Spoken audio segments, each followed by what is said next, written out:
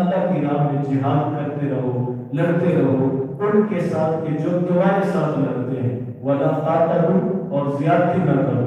یعنی اگر کوئی تمہارے ساتھ غیر مسلم جو ہے خود لڑائی کرتا ہے تو پھر اس کے مقابلے میں آؤ، پیچھے نہ بھاگو، زیادتی نہ کرو. اسلام کی یہ دیکھیں تعلیم ہے کہ اسلام لڑائی کے معاملے میں پہل کرنے کا درس نہیں دیتا.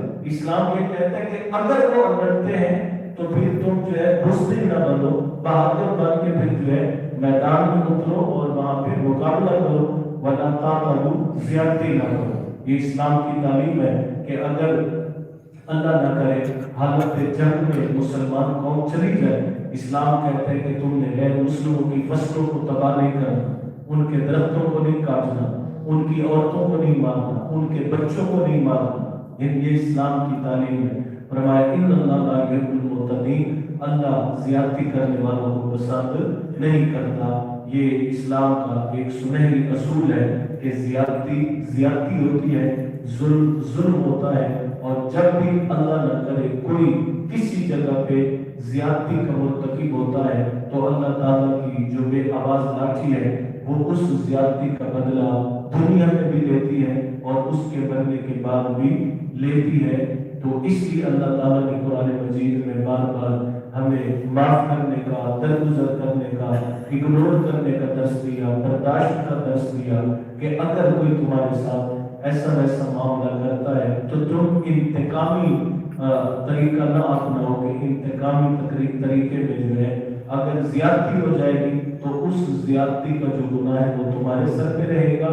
اور وہ زیادتی اور حد سے بڑھنا یہ اللہ تعالیٰ کو کسی صورت میں بھی پسند نہیں ہے. اللہ کے حضور التجا ہے کہ اللہ تعالیٰ ہمیں باقی زندگی میں اپنے آپ کو مال حرام سے بچا کے رکھنے، باقی زندگی میں رشوت دینے اور لینے سے بچا کے رکھنے اور من گھڑت عبادت کے طریقوں کو نکالنے سے اللہ تعالیٰ ہمیں محفوظ رکھے.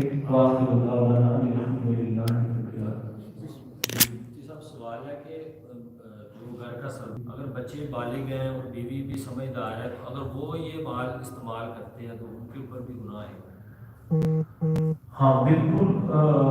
کوئی بھی غلط معاملہ جب کسی بھی جگہ پہ ہو رہا ہو، صرف مال کے لیے نہیں ہے بلکہ حضور اکرم صلی اللہ علیہ وسلم کا فرمان ہے کہ جب تم غلط کام دیکھو تو اس کو ہاتھ سے روکو، اور اگر ہاتھ سے نہیں روک سکتے تو زبان سے روکو. زبان سے نہیں روک سکتے تو کم سے کم اس کو دل میں برا جانو. اور فرمایا یہ ایمان کا کمزور ترین درجہ ہے. اگر اولاد اس کی بیوی یہ صلاحیت رکھتی ہے کہ اس کو حرام سے روکنے کا بندوبست کرے تو وہ روک سکتے ہیں، اور اگر نہیں تو پھر اس کو دل میں برا ضرور جانے کے لیے ہمارے سامنے جو ہو رہا ہے وہ غلط ہو رہا ہے اور اس سے بچنے کا وہ راستہ اختیار کرتے رہیں. اور اگر وہ اس حرام کے کمانے میں اور اس حرام کے لانے پہ رضامند ہے کہ ٹھیک ہے آتا ہے جو آ رہا ہے تو پھر وہ برابر کے گناہگار ہیں. اللہم صلی علی سیدنا و مولانا محمد و علی آلہ من اسلام دائمۃ الدوام.